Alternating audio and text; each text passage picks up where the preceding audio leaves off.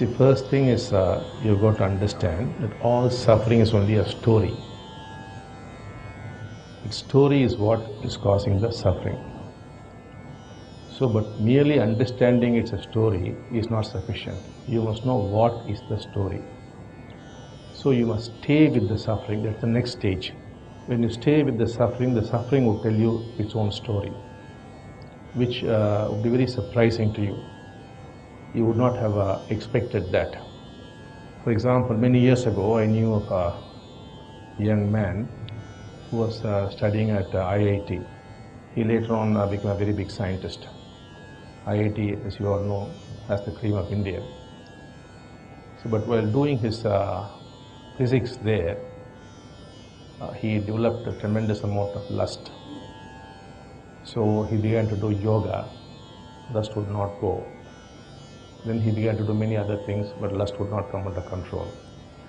This was the condition in which he was. So whatever he was trying, he could not control this lust, and that was affecting his academics. That was his suffering. So when he was made to experience that suffering, first by making him stay with it, what happened was the story came out. The story was, this person hated experimental physics. He was all in love with theoretical physics, but he was dead against experimental physics. He just had no inclination. He had love for mathematics and all the abstract concepts of physics. That was his fascination. And he would not like to waste his time on experimental physics. This dislike amounting to hatred for experimental physics manifested as lust. Whenever you are involved in some work which you do not like, which you hate, then lust becomes too much. Because then you are doing it for survival's sake, and you always have a fear of survival, because he knew that he might fail in experimental physics, which means he will fail in his MSc, which means he may not become the scientist that he wants to be, which means his survival is at stake. His whole survival is in becoming a great scientist. That was shaken. So when survival is threatened, lust would automatically go up. They have a close link. Lust and survival and security are closely linked. When that is threatened, it will automatically go up. Suppose you are playing in the share market and your shares are coming down, you will see your lust is going up. Suppose you engage in business and your business is failing, your lust will go up. Always failure, which leads to a threat of survival, lust would automatically go up. So this became very, very clear to him. And then he had the courage to stay with the suffering and then also experience it. So it began to reveal itself, the story. And then he knew, oh, this is it, is it? So what happened? He suddenly developed a love for experimental physics, because he knew that this lust was connected with this dislike for experimental physics. He said, okay, I'll put a little more effort. And then he did that, and the lust disappeared. It came down to normal proportions. And of course, later on, he became a world-famous scientist also. So the story gets revealed. That's why we talk in terms of created problem and real problem. So whenever you tell us, this is our problem, we know that it is a created problem. The real problem is something else. So how to get there? Stay with it. First, understand everything is only a story. Because in reality, there can be no suffering. Because when you experience reality as it is, there's only joy, there's only bliss, there's only love, no matter what it is. But you do not experience reality because your mind is all the time interfering.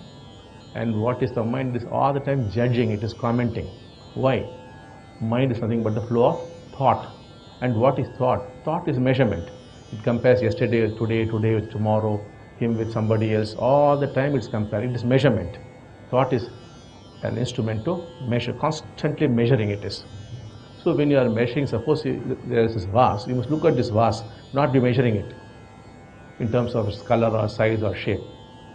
But since the mind is nothing but the flow of thought, and thought is from the past, and past is memory, and memory is dead. So death is flowing through you. And if you truly die to the past and to the future, psychologically if you would die to them, then you would live in the present. And there's great joy and bliss there. That's what we're trying to do to you. So now what happens is, if you're going to stay with suffering, mostly the story will be revealed. If that also does not reveal, then you can move into experiencing suffering, when the story will definitely be revealed. And not only that, there could be a charge. Now the staying with may give you the story, but it might not remove the charge. Now in this boy's case, what happened was, in the staying with, he came to know this story. Okay, I am hating experimental physics and all these things. But that was not the end of the story. Still there was that discomfort.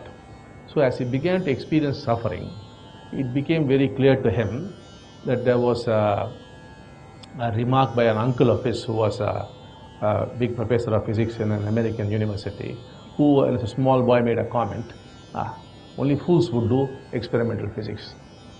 The greater your brains, you would move into theoretical physics. So there started the bias against experimental physics. So there was such a dislike for it. So he experienced that suffering there, and the charge went away. So to remove the charge, you have got to experience suffering. Whenever anything is re-experienced, the charge goes away.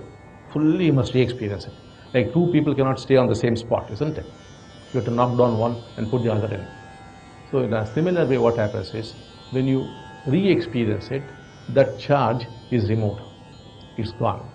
And with the charge gone, entire perception changes. Because it comes from your story or it comes from the charge, the perception. Once perception is changed, everything changes. Because your experiencing of reality depends on your perception. If that changes, the experience changes. And then the suffering is gone. But the ultimate suffering is, there should be no perception at all. So this is at the first level. This is like normal suffering. But if you want to go to a level where you will experience things as they are, then thought itself must stop. And that is possible. When you are drinking coffee, you must be drinking coffee. Why should you think about the cricket commentary there or the score? It should be on drinking the coffee. That's when completely all suffering ends. There's nothing but joy and love in your life. What joy? Unconditional joy and unconditional love. You could be a beggar. You could be a leper, but you will have unconditional joy. This joy does not depend upon whatever you are gaining or whatever you are losing. It is just there. You could be anybody. You might be the world's most powerful man, the world's most richest man, but you will not have this joy unless you experience reality as it is. And unconditional love. There will be love towards the king as well as the beggar, because there is no thought. So all this is possible to achieve